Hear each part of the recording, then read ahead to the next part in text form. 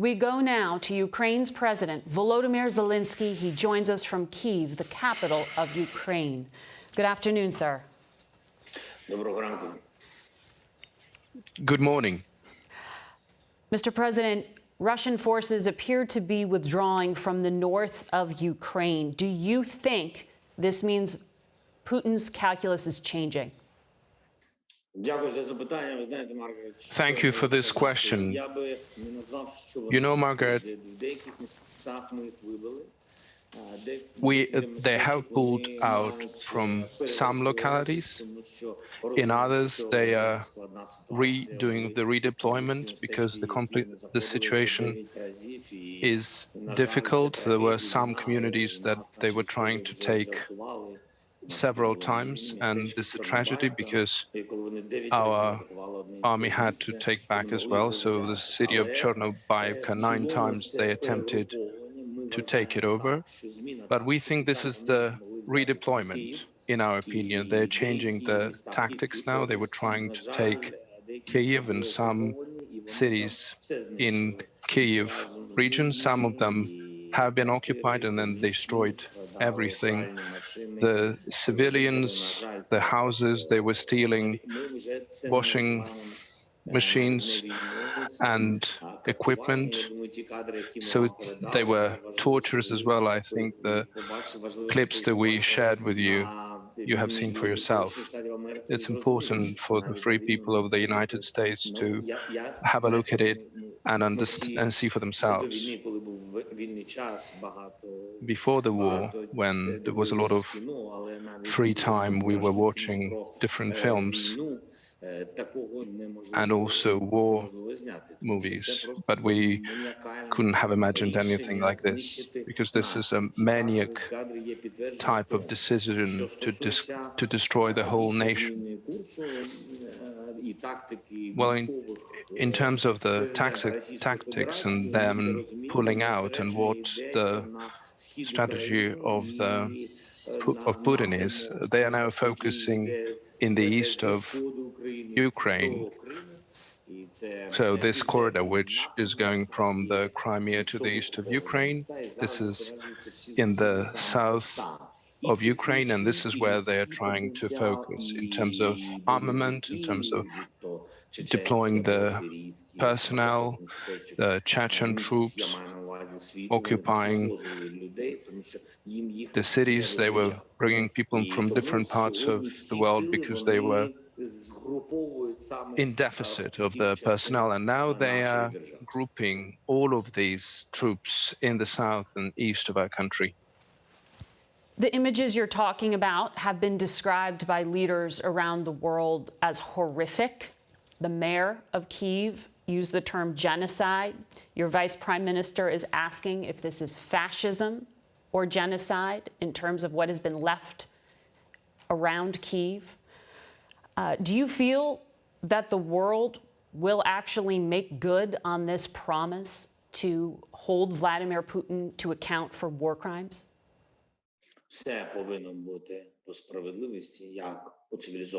Everything has to be fair and according to justice, as the civilized world will decide. We believe in justice, in the justice of the Western world, and therefore the question is not only about the leader of Russian Federation. We wouldn't think that it would be fair to take only him. I think all the military commanders, everyone who gave instructions and orders, should be punished adequately. The adequate punishment to these people is difficult to be achieved. It has to be done according to the law, and what they have done, and I want to apologize to you and to those people who are watching us now, but for some things that they have done, when we find people with hands tied behind their back and decapitated, such things I don't understand, I don't comprehend the kids who were killed and tortured. So it wasn't enough just to kill for those criminals. Maybe they wanted to take gold or washing machines, and they were killing them, but they were also torturing them as they did this. And your question is absolutely fair, but I don't have the answer. I don't know what law or what imprisonment term would be adequate for this. As the father of two children and as a president, I think that these people, if they are put behind the bars, this is one too little for what they have done. Is this genocide? Indeed, this is genocide.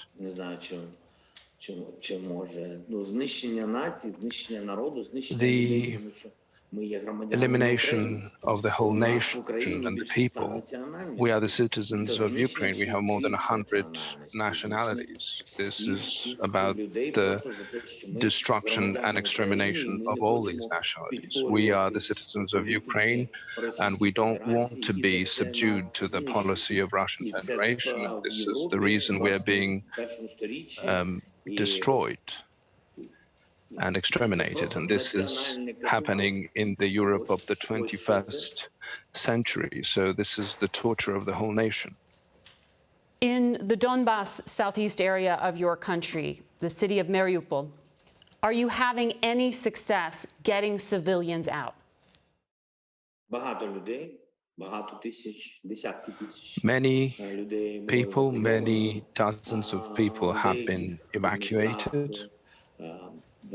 In certain cities, 35, 30, 40,000 have been evacuated, so altogether hundreds of thousands. But nevertheless, there are still hundreds of thousands remain blocked. Some of them are blocked or behind the bars. To answer your question about Mariupol, before the beginning of this full-fledged war and the occupation of Mariupol, there have been lots of people, and all the corridors have been blocked, including humanitarian corridors. The supply of food and water. So in this city now there is 150,000, lots of dead bodies in the street, lots of wounded people among military and civilians. The evacuation happens only when the Russian side agrees to Ukrainian proposal to open a corridor. So the corridor for the food or water simply do not exist in those cities that are occupied by Russia. The corridor that we agree on with the Russian side to simply let the people go. Some of them are walking by foot, dozens of kilometers to reach the place where we are. So 120 kilometers walking in foot is simply impossible. Many of them have been walking, many of them have died on their way. Some of them had to be picked up by other people and taken out from these blocked cities. So on the daily basis, every day, we're putting forward the proposal not only to unblock, but at least to send the transportation there. So many people were shot at and killed. We were sending these people with these convoys, with journalists.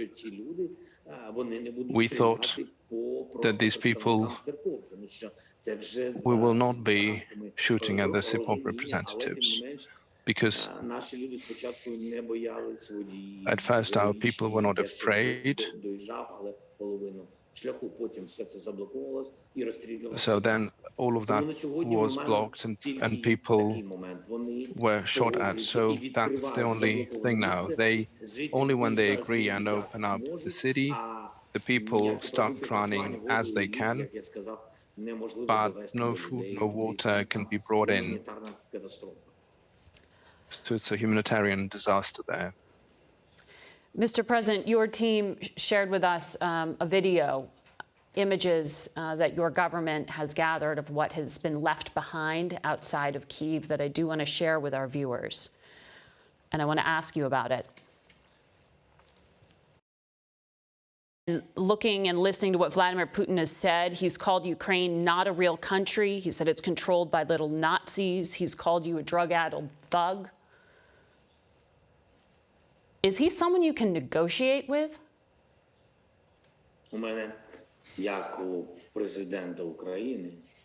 As a president of Ukraine, there cannot be just my personal view about President Putin and a dialogue with the Russian Federation. I have to stand for the interests of my country, so it's difficult to say how, after all what has been done, we can have any kind of negotiations with Russia. That's on the personal level. But as a president, I have to do it. Any war has to end, just end. I'm not talking about ending this with peace, because peace in this situation when there are thousands of people killed is something that I'm not fine with. But there is no any other way. That's I'm saying as a president. There's no any other way but the dialogue. If we don't want hundreds of thousands, millions to die. But it's important to have the agreement between the two sides and understanding, or at least the desire to understand that we need to have a dialogue, because we're going to stand until the end, and they have to understand this. So I keep talking about this dialogue, something that I have been repeating throughout my term as a president. Russia's peace negotiators said today Ukraine has agreed to a number of terms, staying neutral, not joining a military bloc, and refusing to host military bases. Do you have, at this point, any points of agreement with Russia?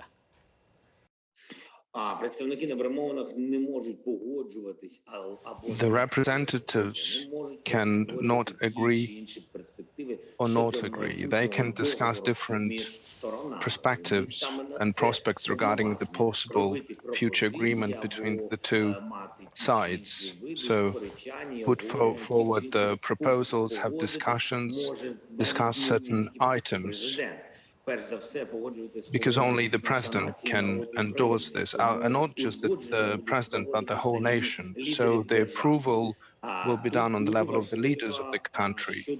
Here, the important thing in this agreement are security guarantees.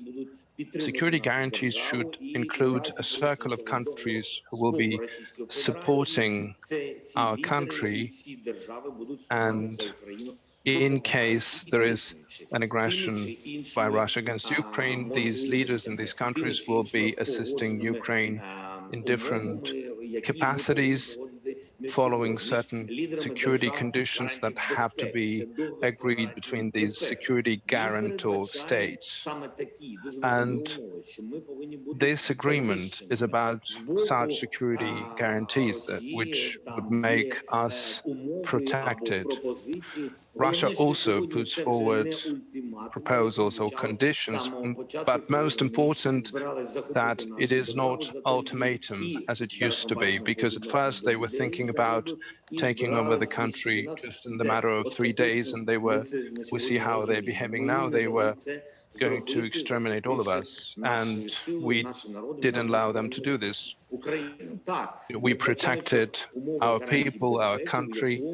So such security guarantees in this agreement will Ukraine will take an non-nuclear, non-bloc status, neutral status, but at the same time, Ukraine will have the membership in the European Union.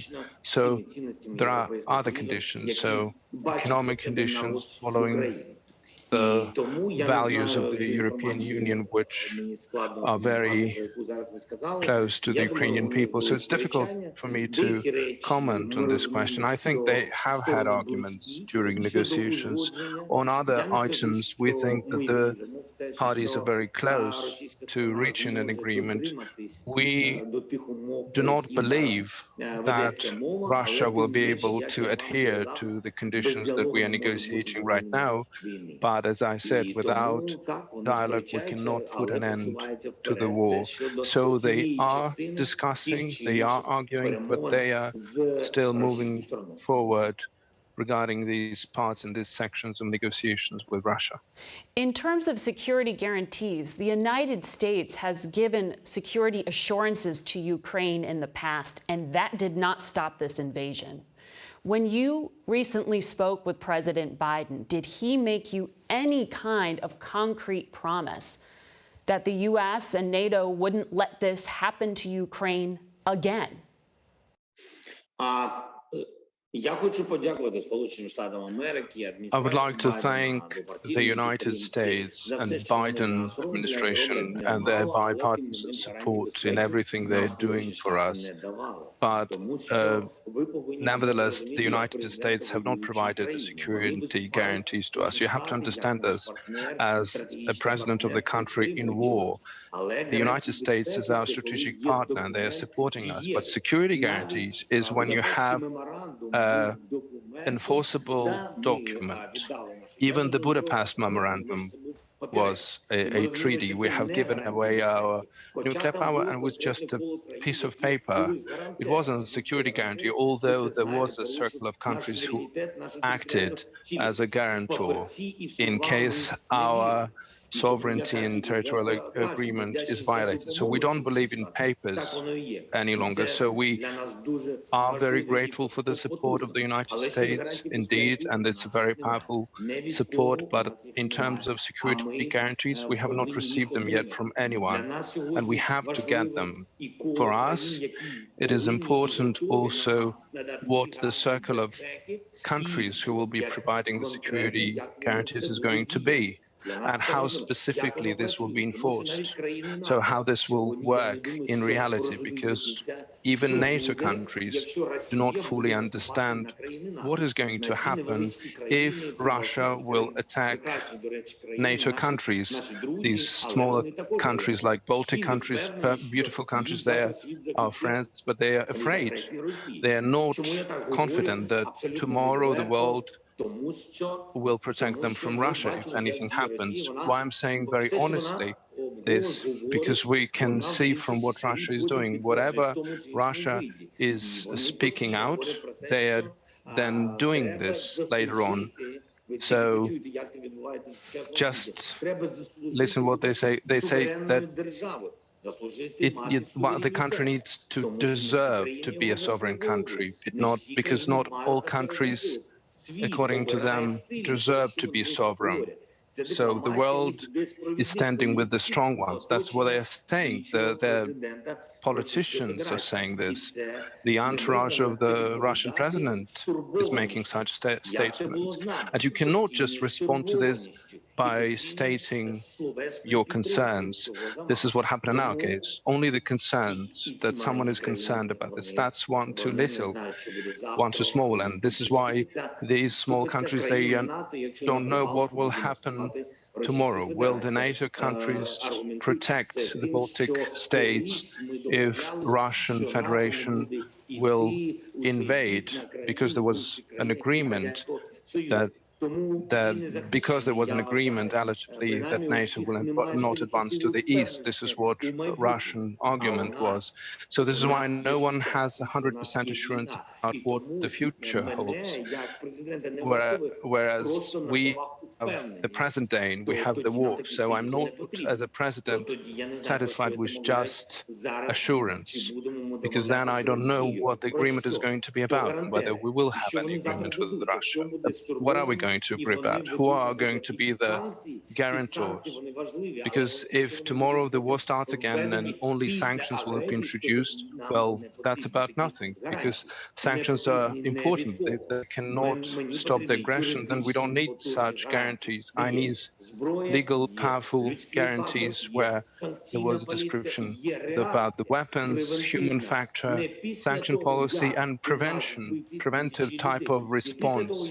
Not only after people will be killed, not after we had 8 years of war in Donbass with ups and downs, and then out of the blue, you have a full-fledged war from Russian Federation.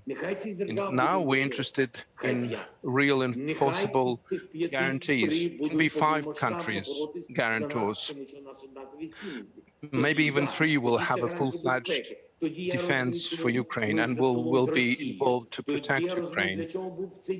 Then we can sit down around the table with Russia. And then only I understand what this dialogue is about with Russia. And this will be a logical solution. I don't know for how many years, but at least I will be able to come out to people and say, we have to come back to normal life, to take back the life that was given to God by us. And that's what it's about.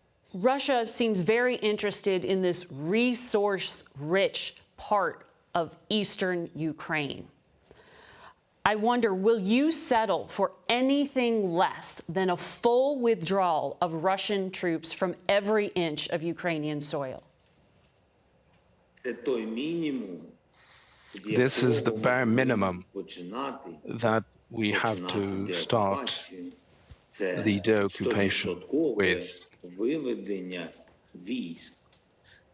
It should be 100% withdrawal of troops to the borders that existed prior to the 24th of February, at least. This would make us to start discussing other questions about the deoccupation, about how do we live on after this, how we have our dialogue with them. So I can't even have a meeting when the shelling is going on. So first the ceasefire, then we can have a meeting with the Russian president. If they have an approach that he's making these authoritarian decisions, why do we need this bloodshed drama performance for? Let's simply sit down together, the two of us. We will discuss a point in time when the end of the war will come, and after we discuss the security guarantees together and the neutral non-bloc status, but preserving our sovereignty, our strong army, and if that agreement will be violated, we need to have the possibility to defend ourselves.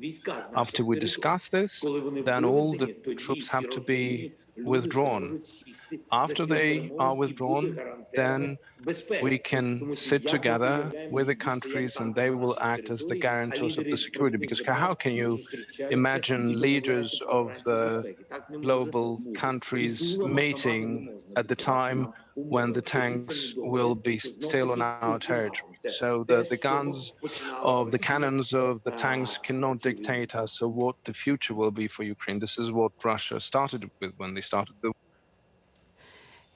Mr. President, you are asking the United States for heavy weapons, for planes, for Patriot missile systems, the kind of thing that could shoot down incoming Russian missiles.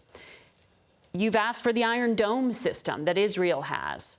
All of these things take years of training. Are you expecting the war to drag on for years? Є зброя, яка не претендує на те, щоб послабляти ту чи іншу There are types of weapons that країни НАТО.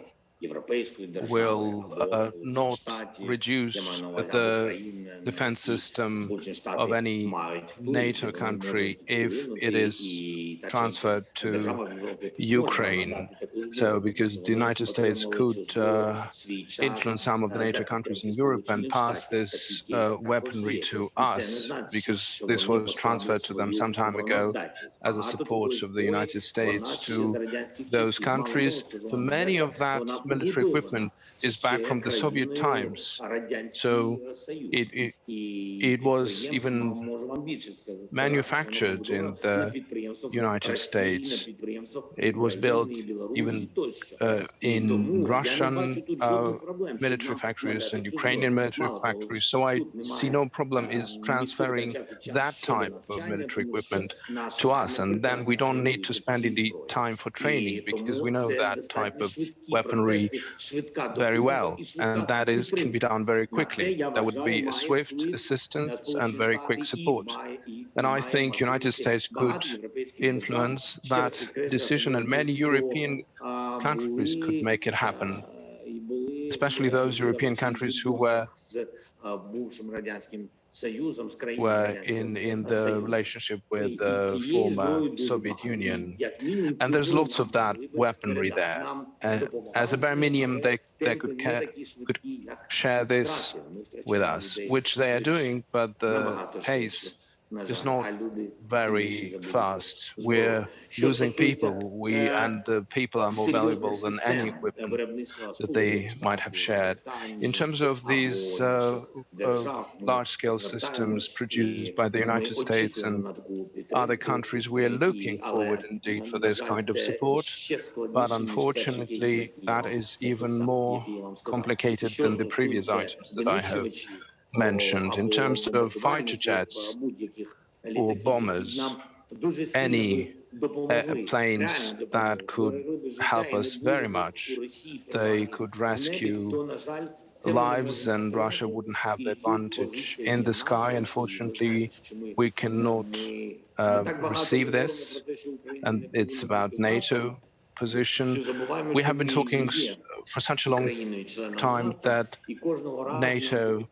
that Ukraine cannot be a part of NATO, and they keep emphasizing this to us when they're saying that NATO countries cannot transfer everything they want to us because NATO countries cannot be part of this war.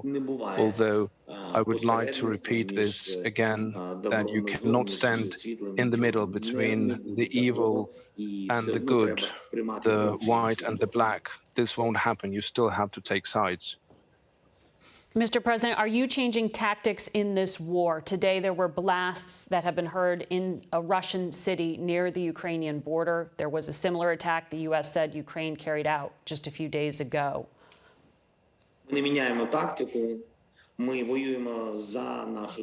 We're not changing the tactics. We are fighting for our country on our terrain. We have heard similar things in the past several years, and this is the fear-mongering that they were using in the occupied territories of the Donbass. They were showing different clips of explosions as if we were shooting at something, but no one could prove this with the satellite imagery, because they were turning their weapon 180 degrees and shooting at their own housing blocks. So I'm not even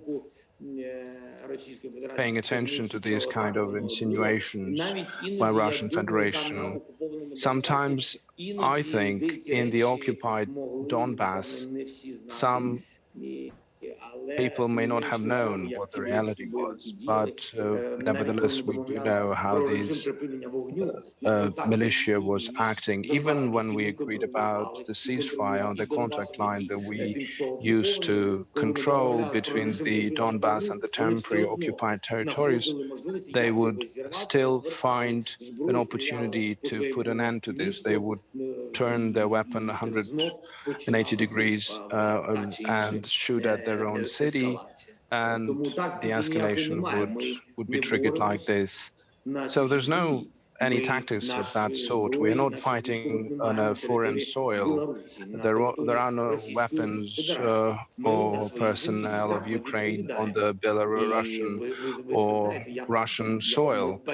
And during the first days, we were showing the clips to the whole world, and everyone saw the missiles, cruise missiles, come in from Belarus, and there is satellite imagery to prove this, and people were making videos on their smartphones. Even people in Belarus, they're not supporting this war against us, so even nationals in Belarus were making videos of this missiles flying in, and the helicopters, by the way, who were bombing those same cities that you mentioned in the very beginning, that these clips are from, that you were showing to your audience. And even at that time, we were not responding with our air defense system. We're not shooting at Belarus, even during those circumstances, because this is not our tactics. This is not the approach that we follow.